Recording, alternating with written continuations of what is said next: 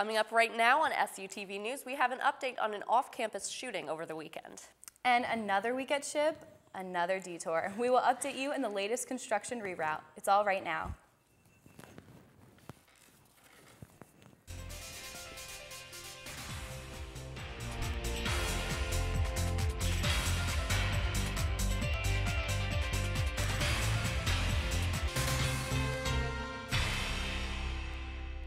Hello, and thanks for joining us on SUTV News. I'm Lucy Davis. And I'm Emily Larson.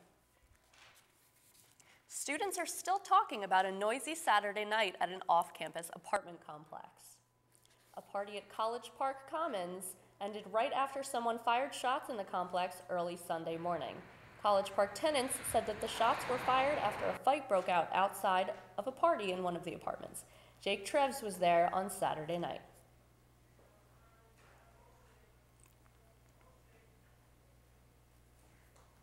It's after hearing the what we found out later were gunshots. We went out and looked out off the deck and we saw a bunch of people running out from, various parties everywhere because I guess everybody heard it. State police responded to the incident. College Park tenants tell us students came back after the police left and another fight broke out. No one was hurt. Some people lose their shirts in a crazy party, but this week, a t-shirt is all some eager partygoers have to show for a planned weekend in SHIP. Louis DeSanto has the story.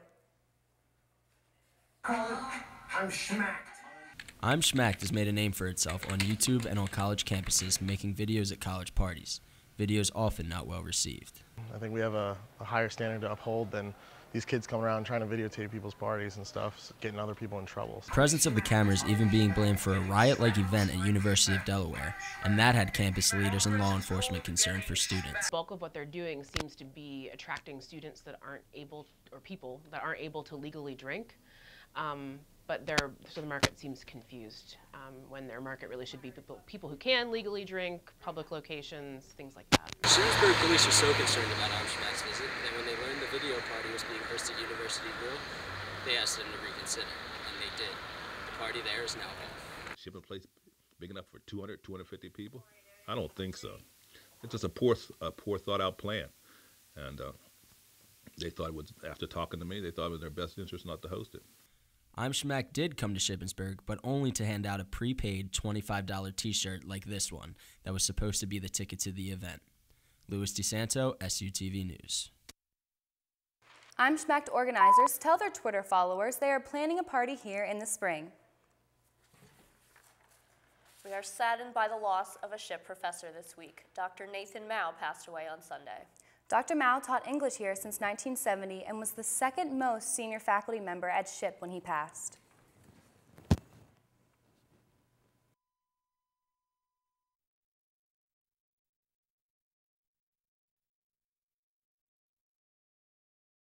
A local business owner is asking you to help give back to the local fire department.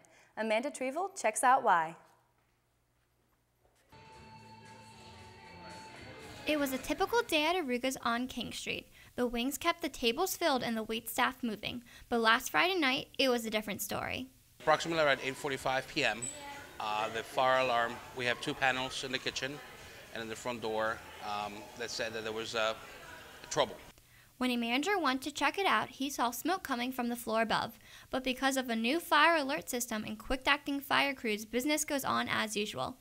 And for that, the owner and manager want to show their gratitude. We have a program here with Agrooas called Funds for Friends, on which we give back 15% of our sales to usually local charities just to help them out. Though patrons won't see the apartments above, they will have to be gutted and rebuilt.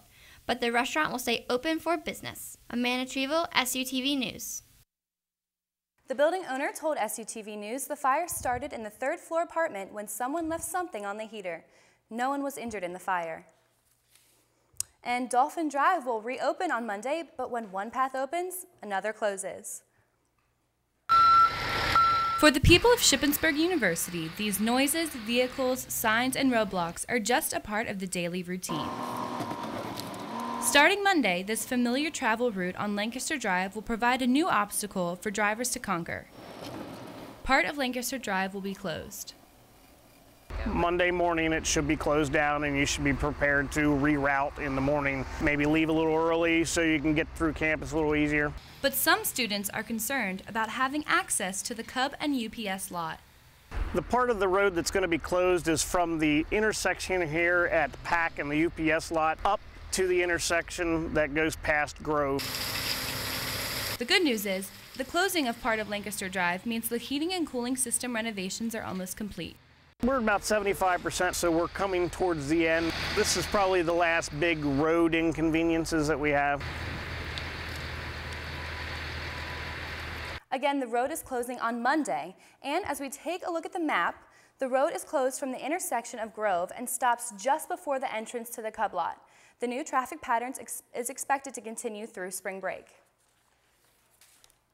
The Criminal Justice Department will be hosting a lecture by Kirk Bloodsworth next Thursday at 6 in Memorial Auditorium. After being convicted of rape and murder in 1985, Bloodsworth was the first American to be exonerated from death row in 1993 after new DNA testing of the case was conducted. Bloodsworth now travels the country sharing his story and advocating against the use of capital punishment. The lecture is free for students and faculty. The Student Senate meets every other Thursday to discuss budgets, clubs and organizations, and various changes being made to buildings and facilities. Nick Holub has the highlights of last week's Senate meeting. The meetings usually only last about 20 minutes, but a lot gets done in that time. Senator Crawford is taking building improvement project ideas from students.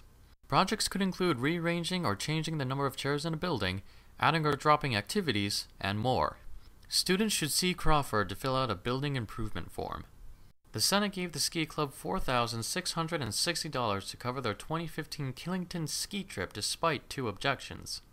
Senator Schneider suggested myfreetaxes.com, which can help students who make under $60,000 a year do their taxes. He can help or answer questions about taxes or the site on Monday and Tuesday nights from 5 to 9 in Cub Room 240. The Video Game Development Club did not get the $2,748 it asked for. The club wanted the money to reimburse their trip to MagFest. With this week's Student Senate highlights, I'm Nick Holub of SUTV News. Be sure to tune in every other Thursday to stay updated with the inner workings of the Student Senate. Still to come on SUTV News, make the most of your creativity in the Makers Club. We'll tell you all about it. And see if Alexis is a left or right shark when she gives us the latest in entertainment. Don't go away.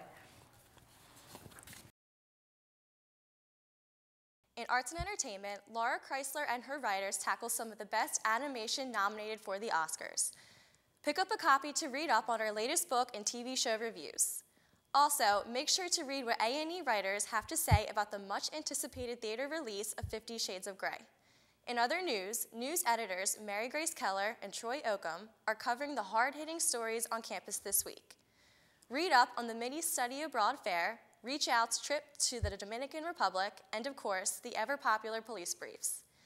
Keep updated on SU Athletics with Dave Barth and Cale Ahern. Our dynamic sports duo cover highlights and predictions for women's basketball, men's basketball, wrestling, and track and field. For a more conversational side to sports, be sure to turn to Bleacher Talk for an in-depth look of what our editors have to say. And of course, Hunter Wolf and Natalie Eastwood keep everyone updated on student life and activities in ship life. Find out what Hunter has to say about Valentine's Day and who Anna Byrne Heisel is highlighting for our Student Spotlight. That's it for the slate this week. I'm Anna Gunther, and now here's Holly with the weather. Thanks, Anna. Yes, in case you missed it, Punxsutawney Phil did in fact see his shadow, calling for another 6 weeks of winter. One step at a time, though. Tonight, the wind gusts should slow down to about 10 miles an hour, mostly clear skies, and a low of 4 degrees. Tomorrow, much like today, expect sunshine and a steady breeze throughout the day. Your high for Friday sticking around 29. Taking a look ahead, prepare for a wet weekend. Saturday calls for a chance of rain throughout the day with cloudy skies. The high for the day will hang around 40 degrees. Sunday, a chance of scattered showers all day and a high of 41. And as temperatures drop during evening hours, expect snow flurries as well. And kicking off the week, Monday, rain and snow likely battling back and forth. You'll see mostly cloudy skies with a high of 36. And finally, Tuesday, some sunshine to break out of a weekend of low pressure. You can expect mostly sunny skies and a high of 33. With 6 more weeks of winter ahead of us, it's probably best to keep the scarves and sweaters handy. And if you don't have any, maybe it's time to start taking up knitting. Alexis Hilliard is here to tell us which new club on campus offers crafting. Thanks, Holly. If you are a crafty person or have the desire to learn things and make something with your hands, SHIP has a club for you. This Friday, Maker Club invites you to its first general interest meeting at 3:30 in Club 103. Stop on by and help decide where you would like to see the club go. Is anybody who's interested in truly creating something with their own 2 hands, which is an extremely fulfilling feeling to have, that here's this thing and I made this. Members of the club can learn or teach any craft from woodworking or metalwork to sewing or jewelry making. The Maker Binder will hold valuable guides and patterns for basic skills to any craft. The goal of the Maker Club is to offer a large spread of activities that will interest any student on campus. Chris Kyle, America's most lethal sniper, was honored in Texas Monday for his service in military and his heroism on the battlefield. A biopic of Chris Kyle's life, American Sniper, was released on January 16th, bringing in over $250 million at the box office.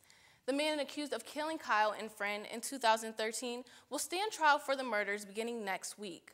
Police say Eddie Rayroff shot both of the men while the 3 of them were at a gun range.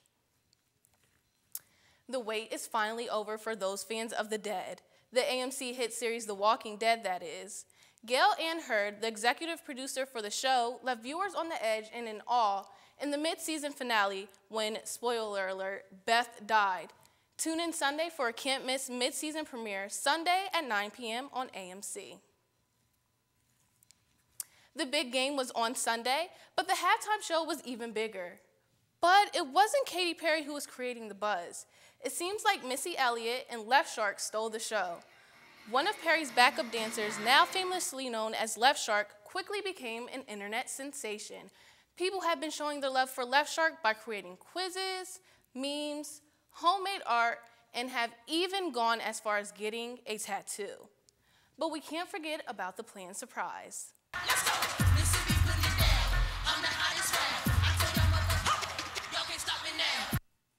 Famed rapper Missy Elliott took the stage for the first time since the early 2000s, performing hits like Get Your Freak On and Lose Control. Some viewers had no idea who Elliott was, but this week she broke into the iTunes top 10 and is still going. Elliott was overwhelmed, tweeting, "Thank you all for the outpouring of love at the Super Bowl. And at Katy Perry, I'm humbly grateful for you inviting me to join you." It's good to see old talent become new again, and I would say Missy Elliott definitely got her freak on. That's all we have here in entertainment today. Back to you girls at the desk. 1 win, 1 loss against the Huskies. Basketball highlights are coming up. And SHIP Track continues to lead the pack. Sports is next. Good evening, I'm Laquan Chapman with SUTV Sports. Unfortunately, we have to start sports off with some sad news this week with another loss in the Shippensburg community. Former football head coach Joe Mark has passed away. Mark was the Raiders head coach from 1976 to 1978 with a 21-9-1 record, as well as leading the team to the 1976 PSAC championship. We will truly miss this SHIP legend.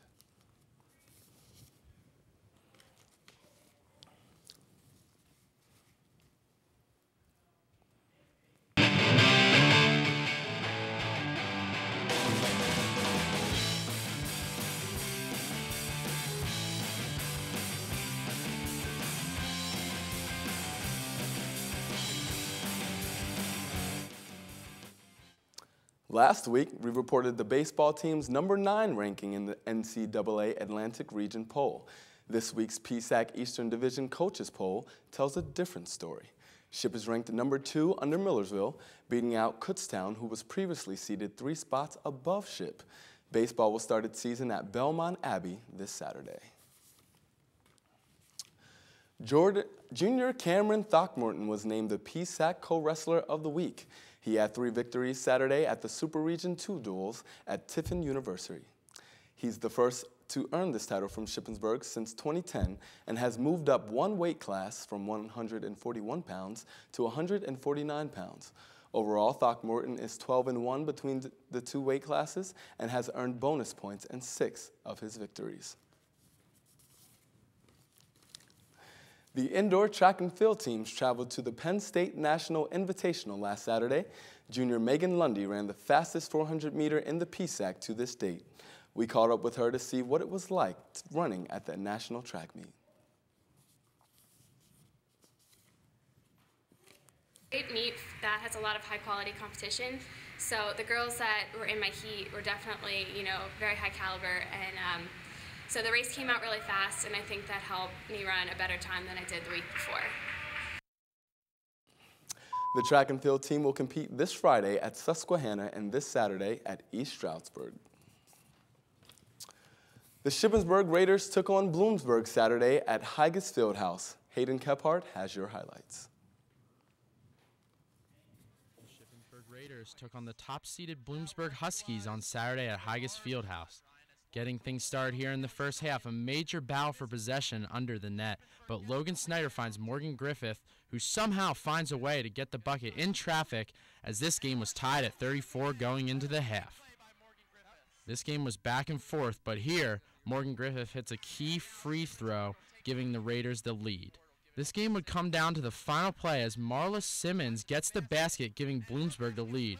Shippensburg would have to hustle down the court and try to get a shot off, but it was unsuccessful as Bloomsburg would take this one 65-64. Moving over to the men's side now, Shippensburg took on a much weaker Bloomsburg team than their female counterparts. Justin MacArthur would find Jay Hardy for the smooth alley-oop dunk. Shippensburg dominated the majority of this game as Dylan Edgar slams the ball through the bucket. Bloomsburg would make this game pretty interesting towards the end, but Shippensburg would prevail 68-65. Hayden Kephart, SUTV Sports. Both teams will play at Westchester on Saturday. I'm Laquan Chapman with SUTV Sports. That's it for SUTV News. I'm Lucy Davis. And I'm Emily Larson. Don't forget to follow us on Twitter and Instagram at SUTV News and like us on Facebook. And for more information on tonight's stories and extra news, visit our website, sutvnews.com. Thanks for joining. We'll see you next time.